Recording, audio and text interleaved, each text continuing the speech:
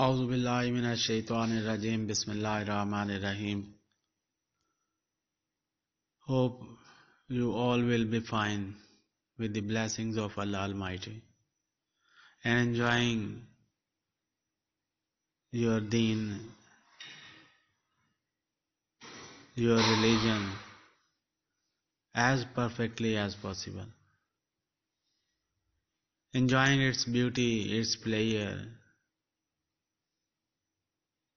enjoying its peace, its comfort in your heart, enjoying so many of its aspects. You couldn't imagine even when you took it as a way of life.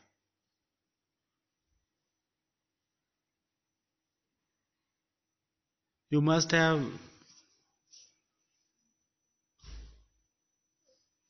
read about these points. You must have heard them from elderly men and women. Even then, you need to read about them yourself and listen about them again and again, so that you should have a perfection in such deeds, because these are the very basic ones,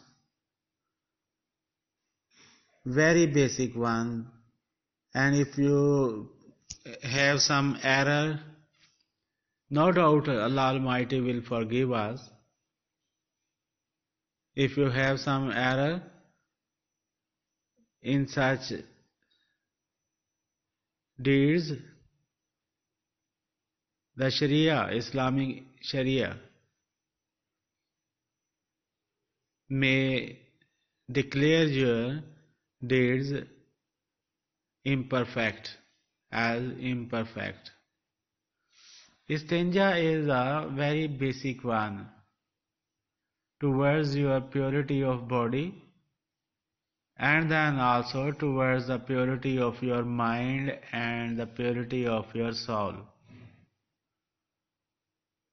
This is one of the very first acts or deeds you have to perform according to the Sunnah of the Prophet Muhammad sallallahu alaihi wasallam. With a belief that the purity of body, the cleanliness of body leads to the cleanliness of mind and then to the cleanliness of soul. You are to learn about these steps about istinja.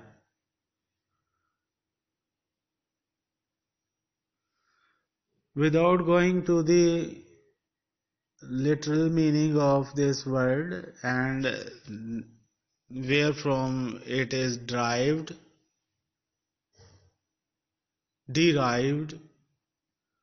I must start from the steps or the points you are looking at the screen.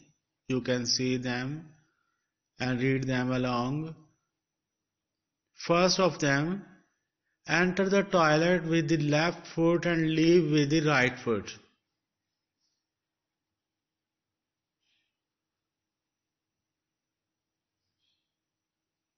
Second, pray the Masnoon Dua for entering and leaving the toilet.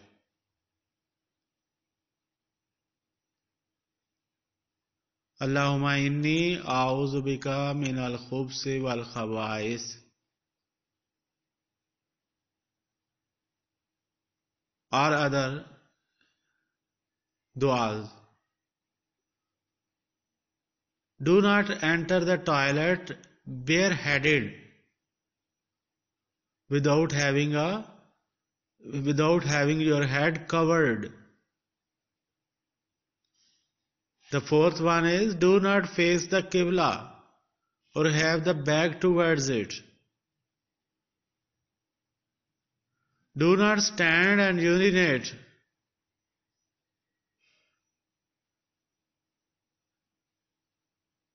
Means don't urinate while standing. Do not urinate in the bathtub or shower cubicle. Means where you take bath from, the tub you take bath from, or the cubicle you take shower in, don't urinate in them. This is very important. Very, very important.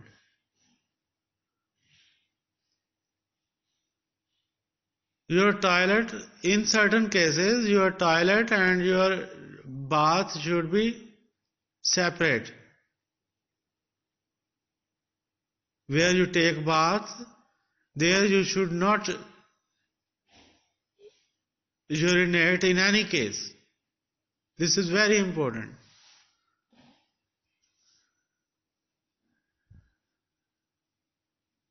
You have to manage it somehow. Mostly people don't afford it, but they should be conscious and they should try to manage it somehow. Seventh point, in the toilet use toilet paper and water to clean the affected parts. Water is preferred, the sunnah of the Prophet. May have some fatwas about toilet paper, whether you can use them or not, but water. If you have water, use it to clean your body parts.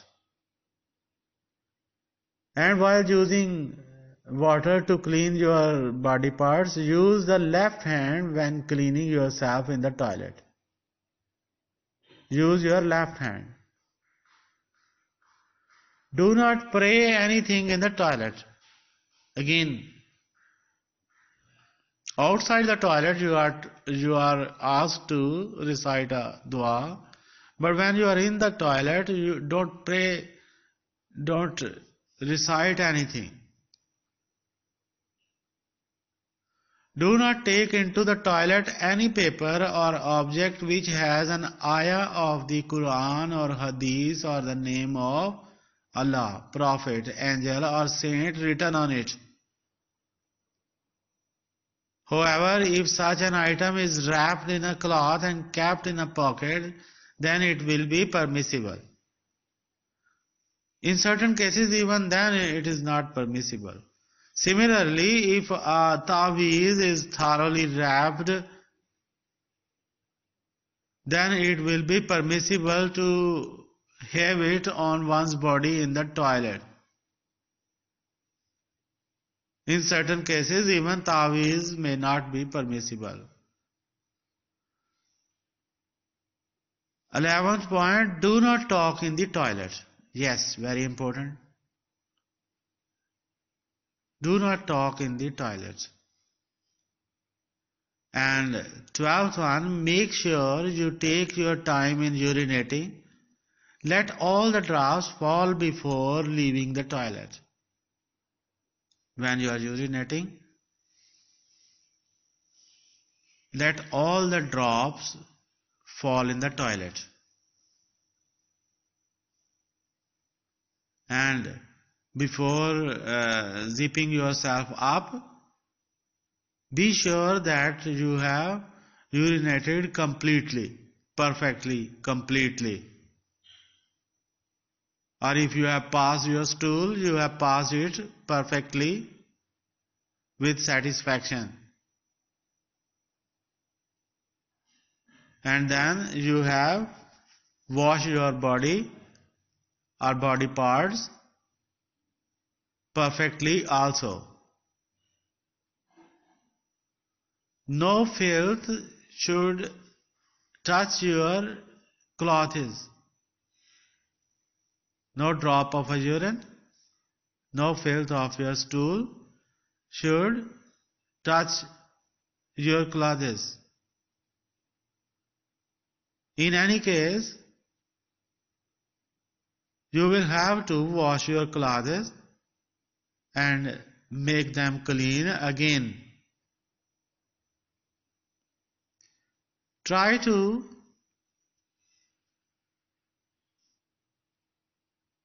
have some piece of soap very near to the toilet so that before zipping up your clothes, before wearing your clothes pulled up again, you should have washed your hands first.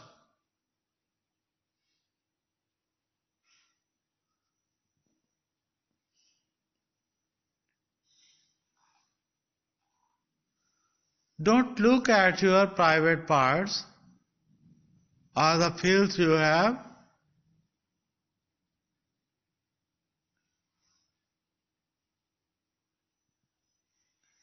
released, passed in the flush.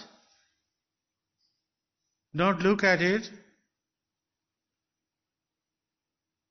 You may have some disease caused by looking at this filth or your private parts. You will certainly have a disease. If not physical, then mental. If not mental, then surely spiritual.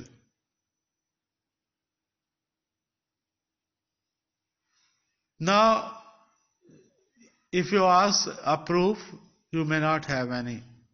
Nobody may give it to you. But there is a belief. And the people who do it suffer from such diseases. Thank you so much anyway for listening this clip or reading the points. I will come back with these points again with a little bit of explanation. By then, Allah Hafiz.